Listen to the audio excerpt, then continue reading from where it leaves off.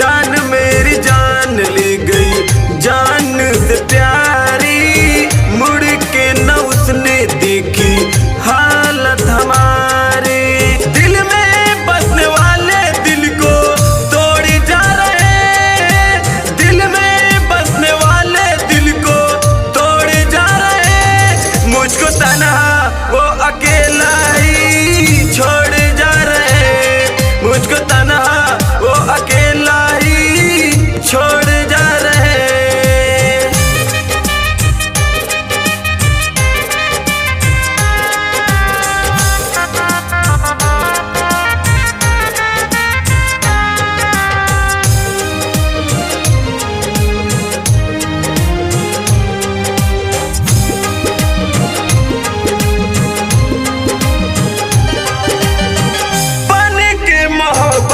का चिराग था वो आया, जिंदगी को अंकित था उसने महकाया।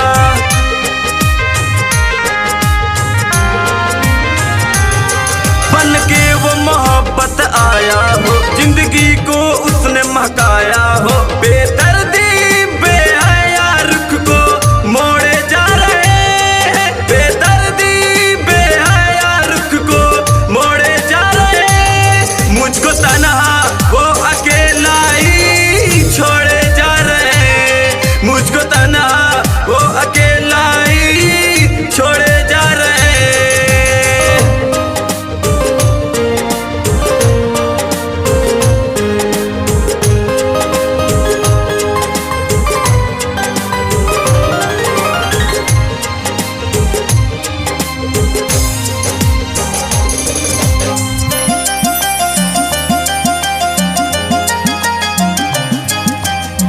धोखेबाज तूने